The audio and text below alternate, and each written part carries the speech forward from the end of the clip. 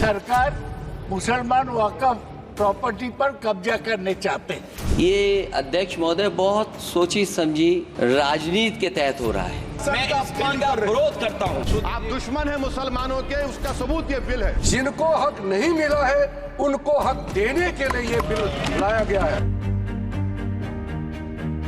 इन दिनों वक्फ board amendment bill चर्चा में है। सरकार ने वक्फ एक्ट में सुधार प्रस्तावित कर इसे जॉइंट पार्लियामेंट्री कमेटी को भेजा है। कमेटी को जनता से 125 करोड़ सुझाव मिले हैं। अब विपक्ष का आरोप है कि सरकार मुसलमानों का हक छीनना चाहती है। नमस्कार, मैं हूं गरिमा और आप देख रहे हैं नो द नेशन। तमिलनाडु का एक गाँव जहाँ एक भी मुस्लिम नहीं रहता था, पूरा गाँव वक्फ बोर्ड की प्रॉपर्टी है। तमिलनाडु में 1500 साल पुराने हिंदू मंदिर पर दावा हुआ। केरल में 600 ईसाई परिवारों की जमीन वक्फ घोषित कर दी गई। दिल्ली में वक्फ ने 156 ASI प्रॉपर्टीज पर दावा किया है। मध्य प्रदेश, उत्तर प्रदेश में और देश के सभी राज्यों में कोर्ट में ऐसे तमाम मामले लंबित हैं जहां सरकारी संपत्तियों पर वक्फ बोर्ड का दावा है। ऐसे ही नहीं, वक्फ बोर्ड के पास देश में तीसरे नंबर पर सबसे ज्यादा प्रॉपर्टीज हैं और बस 15 सालों में, जी हाँ 15 सालों में वक्फ बोर्ड की प्रॉपर्टी डबल हो गई है। वक्फ बोर्ड दरअसल वो इंस्टीट्यूट है जो देश भर में मुसलमानों की चैरिटेबल प्रॉपर्टीज का मैनेजमेंट देखता है। देश भर की दरगाह, मस्जिदें, ये सब वक्फ बोर्ड में आती है। अब इतना बड़ा जमींदार है तो वक्फ के पास शक्तियां भी असीमित होंगी। कारण छिपा है वक्फ बोर्ड कानून में।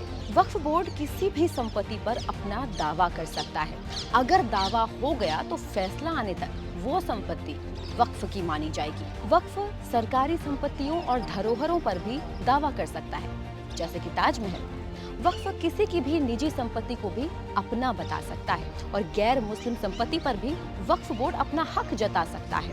वैसे तो वक्फ बोर्ड एक संवैधानिक संस्था है जिसका मकसद था देश के अल्पसंख्यकों की प्रॉपर्टी की रक्षा करना, लेकिन हाय रे तुष्टीकरण, कांग्रेस ने वक्फ बोर्ड को इतने बेजा अधिकार दे दिए कि वक्फ एक लैंड ग्रैबर की तरह काम करने लगा। वक्फ बोर्ड के सेक्शन 40 के मुताबिक अगर वक्फ बोर्ड को लगता है कि कोई प्रॉपर्टी उनकी है तो वो उस पर दावा करके कब्जा कर सकते हैं और जिसकी प्रॉपर्टी पर कब्जा किया गया है वो इसके खिलाफ सिर्फ और सिर्फ वक्फ बोर्ड ट्रिब्यूनल में अपील कर सकता है। फॉर एग्जाम्पल, आपकी कोई जमीन है, उस पर अगर वक्फ बोर्ड दावा कर दे कि आपकी ये संपत्ति तो पुराने रिकॉर्ड में वक्फ की प्रॉपर्टी थी, तो आपको 24 घंटों के अंदर अपना कब्जा छोड़ना पड़ेगा और वक्फ बोर्ड ट्रिब्यूनल, जिसके सारे पदाधिकारी वक्फ बोर्ड से क्लोजली एसोसिएटेड हैं, उनके सामने आपको प्रूव करना पड़ेगा कि वक्फ का दावा झूठा है। यानी आलिम भी मेरा और शाह भी मेरा।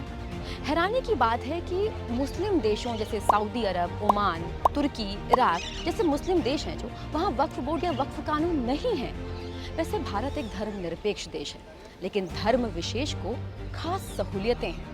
लगातार बढ़ते विवादों और शिकायतों को देखते हुए अब सरकार वक्फ बोर्ड एक्ट में अमेंडमेंट बिल लाई है। वक्फ बोर्ड बिल में 44 से ज्यादा अमेंडमेंट प्रपोज्ड है। पुराने एक्ट के सेक्शन 40 को हटा दिया गया है, जिससे वक्फ बोर्ड किसी भी प्रॉपर्टी पर आसानी से दावा कर सकता था। अब ये दावे कलेक्टर की जांच के बाद ही मान्य होंगे। वक्फ काउंसिल में केंद्रीय मंत्री, सांसद, मुस्लिम संगठनों के प्रतिनिधि, कानून के जानकार, सुप्रीम कोर्ट या हाई कोर्ट के पूर्व जज और पॉपुलर पर्सनालिटीज शामिल होंगे। इनमें कम से कम 2 महिलाएं भी होंगी। बोहरा और आगा खानी मुस्लिम्स के लिए अलग औकाफ बोर्ड का प्रस्ताव है। साथ ही काउंसिल में ओबीसी, शिया, सुन्नी, बोहरा और आगा खानी सभी का प्रतिनिधित्व रहेगा। इस बिल के पास होने के बाद वक्फ बोर्ड ज्यादा डेमोक्रेटिक होगा, जिसमें महिलाओं और ओबीसी समेत हर वर्ग का रिप्रेजेंटेशन होगा, यानी कि डिसेंट्रलाइजेशन ऑफ पावर। साथ ही मनमाने नहीं लेकिन जायज अधिकार मिलेंगे। विपक्ष इसे मुसलमान विरोधी कह रहा है, लेकिन असल में ये बिल देश भर की 70 मुस्लिम इंस्टीट्यूट से डिस्कशन के बाद ही बनाया गया है। वक्फ बोर्ड मुस्लिम प्रॉपर्टीज की देखभाल करता है और इस बिल का मकसद इसे और जस्टिफिएबल बनाना है।